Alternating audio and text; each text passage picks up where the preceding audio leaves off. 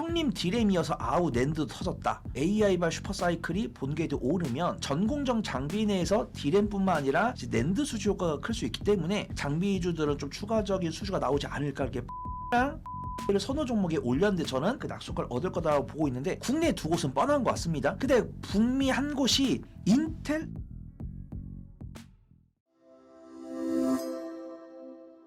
네, 네모경제 손여로 본부장과 반도체 얘기하고 있습니다. 투탑에 대한 전략들을 말씀드렸고 소부장은 어떻게 해야 되는 거예요? 소부장은 사실은 옛날 같으면 이제 이제 장비, 그죠? 네. 부품, 소재, 뭐 소재 부품 장비 이런 식으로 좀 카테고리를 모아서 갔는데 그게 아니라 요즘은 뭐 그냥 새로운 광통신 이것도 소부장이 될 수 있나? 뭐 광연결, 기판, 유리기판 그죠? 갑자기 막 SKC가 상한가 가버리고 그죠? 막 정신이 없어요. 옛날에는 약간 섹터별로 조금 그러니까요. 따로따로 움직였다고 한다면 네. 그냥 이제는 뭐 2차전지 ES 같이 움직이고 네. 그다음 소부장도 원래는 옛날에는 소부장 이렇게 순서대로 돌거나 네. 아니면 역순으로 돌거나 네. 그랬었는데 지금은 뭐 소재 따로 부품 따로 장비 따로 어쩔 때 뭐 유리기판 따로 그래가지고 이제 우리가 HTS를 보면은 정말 3, 4년 전에 비해 테마가 정말 많이 나온 것 같습니다. 우리가 뭐 섬유, 뭐 전기전자 이거는 52개가 정해져 있지만 뭐 반도체도 뭐 장비 소재 있고 뭐 광통신도 생겼고요. 우주항공도 생겼고 뭐 인공위성도 생겼고 제약바이오도 뭐 제약연구 뭐 CDM 이렇게 세분화가 되면서 종목들도 정말 다양한 옷을 입고 있습니다. 그래서 저는 오늘 일단은 장비 쪽을 말씀드릴 거고 왜냐하면 제가 저번 달에 소재 말씀드렸습니다. 타픽이 동질세미캠이었고요. 네. 동질세미캠도 오늘 보니까 그때 말씀드린 4월 16일 기준으로 한 25% 이상 수익 가져갔더라고요. 그래서 동질세미캠 방송 보시고 매수하신 분들 좀 축하드린다라고 말씀드리고요. 그래서 소재 같은 경우는 이 미국과 이란 간의 지정학적 리스크 그다음에 이제 원자재 수급이 좀 어려워졌고 그 다음에 부품이랑 장비 같은 경우도 가격 인상이 이루어지다 보니까 소재 기업들도 이제 가격 인상할 가능성이 높다. 그래서 저는 소재 관련 종목들도 유심히 봐야 된다라고 판단을 하고 있고요. 사실은 유리기판 말씀을 드리려고 했는데 어제 이어서 오늘도 너무 강하게 상승을 해가지고 단기적인 변동성을 선호하신 분들은 유리기판 가능하다라고 말씀드리고 저는 손절 못하는데 조금 안전하게 좀 실적 나오는 종목들 없을까요? 이러신 분들께는 제가 오늘 좀 장비를 소개를 드리려고 합니다. 네, 장비 업체 가운데서 그러면 몇 개 종목을 픽해 오셨습니다. 볼까요? 네, 우선은 지금 증설이 꾸준하게 이루어지고 있습니다. 증설이 아직 완료가 안 됐습니다. 지금도 뭐 삼성도 이제 P4 공장 올해 이제 준공의 속도를 내겠다고 했었고 지금 뭐 신성 ENG나 한양 ENG 이런 종목들이 강세를 보이는 이유가 그들이 어떤 공장 증설을 하기 위해서 약간 스타트업을 끊는 기업들이고 많은 분들께서 이제 증설하는 현장을 가보면은 오징어 배 같다라고 하더라고요. 전체가 다 이렇게 네온사인 한 게 아니고 오징어 배처럼 중간중간 이렇게 반짝반짝 아직 요거밖에 안 지었으니까 그래가지고 이 장비 기업들은 당연히 공장이 준공되고 완공돼서 이제 뭐 클린룸 만들고 클린룸 만들어져야 이제 장비가 입고가 될 거기 때문에 그때 좀 실적이 반영이 될 거다. 그래서 실제로 이미 수주가 미리 나오고 있는 기업들도 있고 저 같은 경우는 뭐 평택이 피포 공장이라든가 뭐 MC부에서 청주 공장이라든가 그 뭐 새만금에도 또 공장 짓겠다는 이야기가 나와가지고 장비주들은 좀 추가적인 수주가 나오지 않을까 이렇게 판단을 하고 있고요. 네 가지 종목을 말씀드릴 건데 첫 번째로는 PSK, 그다음 두 번째로는 STI, 그다음 세 번째로 하나마이크론 말씀드릴 건데 일단 저는 PSK랑 STI를 말씀을 드릴 거지만 저는 좀 분할 매수 잘합니다. 저는 좀 유명한 종목 좋아합니다. 이러신 분들은 PSK 홀딩스 보시면 될 것 같아요. 근데 이제 PSK 홀딩스의 약간 밋밋한 장점들 갖고 있는 종목들이 각각입니다. 그래서 PSK 같은 경우는 PSK 홀딩스에서 인적 분할 돼가지고 PSK 홀딩스 같은 경우는 후공정 장비를 만든다고 한다면 PSK 같은 경우는 전공정 장비를 만들고 있고요. 이번에 기업 가치 재고 계획을 이행을 했다라는 부분이 있었는데 딱 헤드라인만 보고 에게 했는데 잘 보니까 잘했더라고요. 뭐 매출액이랑 영업이익 같은 경우도 전년 동기 대비해서 15% 이상 상승했으면 물론 뭐 한미반도체나 뭐 이런 종목들한테는 비교할 수 없지만 그런 종목들은 제가 이미 좀 소개를 드려가지고 그런 종목들 제외한 종목들 중에서는 뭘 봐야 됩니까? 라는 질문을 봤을 때는 저는 PSK 이 정도 실적 보여준 거 좀 잘했다라고 판단하고 있고요. 배당을 2% 이상 주겠다라고 했는데 달성을 했더라고요. 그래서 배당금 650원인데 현재 주가가 99,000원인데 어떻게 2%지라고 했는데 배당 기준일이 12월 31일이더라고요. 그래서 12월 31일에 주가가 6만 원이었나? 그랬는데 그 6만 원 기준으로는 배당 수익률을 2%를 달성해서 뭐 잘했다 이렇게 판단하고 있고요. 네. 리포트가 나왔더라고요. 형님 디램이어서 아우 낸드 터졌다.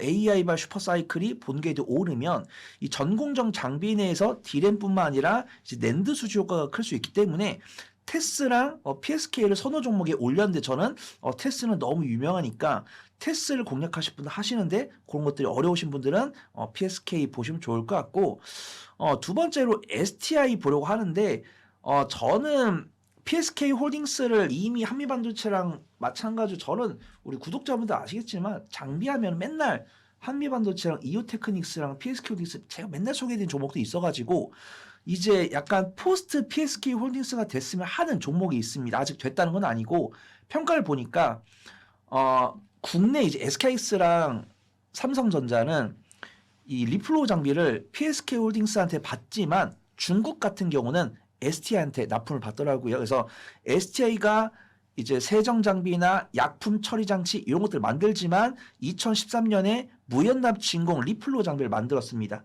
근데 그 무연납 진공 리플로 장비 성능이 이 PSK에서 만든 것보다 조금 떨어지다 보니까 국내에는 납품이 잘 안 되고 있고요. 근데 중국에는 납품이 되고 있습니다. 근데 이 리플로 장비가 탄화규소 기반의 반도체 장비랑 세라믹 기판 분야에서는 좀 국제적인 경쟁력을 갖췄다는 평가를 받고 있고 이번 1분기 실적 발표 보니까 그래도 전년 동기 대비해서 좀 견조한 실적 발표하는 모습 보여줘가지고 우리 구독자분들께 소개를 드릴 거고요. 네. 세 번째로 하나 마이크론 말씀드릴 건데 두산 테스나랑 SFA 반도체 붙여드리고요. 네페스는 지난주에 소개드렸습니다. 네페스가 약간 그 팹리스 기업인데 시스템 반도체 관련도 업을 하고 있어가지고 제가 지난주에 네페스 소개드렸는데 네페스가 변동성이 제일 강하다 참고해주시면 좋을 것 같고 두산 테스나랑 SFA 반도체도 괜찮은데 기술적 위치는 하나마이크론이 제일 괜찮은 것 같아서 하나마이크론 좀 소개를 드리려고 합니다. 반도체 후공정 패키징을 외주로 해주는 오사트 기업인데 SK하이닉스랑 삼성전자의 모든 물량을 받고 있는데 SK하이닉스가 근소하게 물량이 많습니다.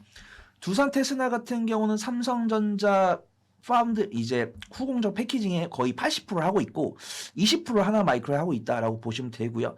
근데 이제 베트남 법인에서 매출 기여가 전망이 됩니다. 2025년 말에 베트남 법인이 완공이 돼가지고 그 일대에 있는 메모리 메이커들의 후공정 패키징 외주를 할 거예요. 그렇기 때문에 2026년에는 그 외주한 결과가 실적이 반영이 될 거다라고 보고 있고요. 뉴스가 나왔더라고요. 국내 두 곳과 북미 한 곳에 이 2.5D 패키징 샘플 테스트를 진행을 하고 있는데 AI 반도체의 수요가 폭증하기 때문에 그 낙수가를 얻을 거다라고 보고 있는데 국내 두 곳은 뻔한 것 같습니다.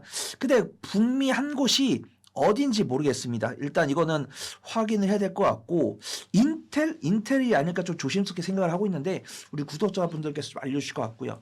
왜냐면은 지금 아까 제가 서두에서 말씀드린 것처럼 애플이 TSMC에다가 너무 납기가 오래 걸리니까 의존도를 줄이겠다고 했을 때 낙수 효과를 이제 삼성전자가 얻을 거고 그러면 삼성전자 역시도 자신들이 다 소화를 못하면은 하나마이크론도 좀 물량이 분산될 가능성이 있다. 그래서 하나마이크론 같은 경우도 이번 1분기 실적 발표 견조하게 발표를 했고요. 그 다음에 후공정 패키징 외주 업체들 중에서는 기조 유치가 제일 안전해 보여서 소개를 드린다라고 말씀드리고 탑픽으로 네. 넘어가도록 하겠습니다. 네. 탑픽은 뭡니까? 탑픽은 테크윙이고요. 네. 검사 장비 네. 테크윙. 일단 반도체 검사 장비 전문 업체인데 이번에 1분기 실적 발표 보니까 매출액은 전년 동기 대비해서 54.7% 증가를 한 524억 원을 기록했고 영업이익은 1299.7%인데 중요한 거 아닌 것 같습니다. 97억 원을 기록했는데 전년 동기에 약간 근소하게 흑자를 내다 보니까 퍼센트가 엄청나게 크게 나왔다. 근데 저는 테크윙의 어떤 꾸준하게 봤을 때 이들이 갖고 있는 기술력에 비해서 실적이 잘 안 나와서 조금 아쉽게 생각을 했었는데 변동성이 강하고 이 큐브 프로브 같은 경우도 삼성전자에 꾸준히 납품을 하고 있기 때문에 삼성전자의 대표적인 낙수효과를 얻을 수 있는 기업이다. 그리고 일주일 전에 리포트가 나왔습니다. 메모리 투자 사이클 속에 수혜의 강도가 있을 거다라고 보고 있고 올해 주목할 대표 반도체 소부장 기업인데 지금 삼성전자랑 SK하이닉스 중에서 증설 규모가 어느 기업이 클까라고 봤을 때 저는 삼성전자 증설 규모가 좀 크다라고 보고 있거든요. 그러면 거기에 큐브 프로브를 납품하고 있는 테크윙이 그 낙수 효과를 얻을 거다라고 보고 있는데 그 리포트 읽어봤을 때 보수적인 내용은 하나도 없더라고요. 근데 제가 꼽고 있는 것은 딱 하나입니다. 삼성전자 노조가 얼마나 적극적으로 활동을 하냐. 그래서 제가 뒤에서 삼성바이오로직스 이야기를 하겠지만 삼성바이오로직스 그 노조분들이 활동을 하면서 손해액이 꽤나 크다고 합니다. 근데 삼성전자 같은 경우는 이제 5월 21일부터 총파업을 하겠다고 했는데 삼성바이오로직스랑 달리 주주연대가 조금 이제 나오는 대응하려고 나오는 부분들이고 정부도 나섰다라고 해요. 전 이 부분도 굉장히 좀 의아합니다. 노란봉투법을 이제 권장하는 정부가 이걸 협의를 하겠다고 나섰을 때 과연 노조가 이제 21일 전에 협의가 됐을 때는 요 리스크는 없을 거다라고 보고 있고 요 리스크가 부각되면은 하방 압력을 받을 수 있으니까 테크윙은 그런 부분들 좀 고려를 해봐야 된다고 판단되고 있지만 네. 그런 것들을 고려하더라도 제가 말씀드렸던 반도체 장비주 중에서 제일 덜 상승한 종목이기 때문에 상대적으로 안전하게 접근할 수 있다고 판단하고 있고요. 뭐 3월 중순이나 4월 말에 보여줬던 변동성도 뭐 하루에 15% 이상 움직이는 모습 보여주고 있으니까 분할 매수해놓고 수익 관점으로 접근했을 때는 안전하게 수익 낼 수 있는 종목으로 보인다. 그 좀 소개를 드리도록 하겠습니다. 네, 손여로 본부장님과 함께 반도체 소부장, 오늘은 이제 장비 업종 가운데 관심주들 그리고 테크윙을 탑픽 종목으로 말씀하셨습니다. 고맙습니다. 네, 감사합니다.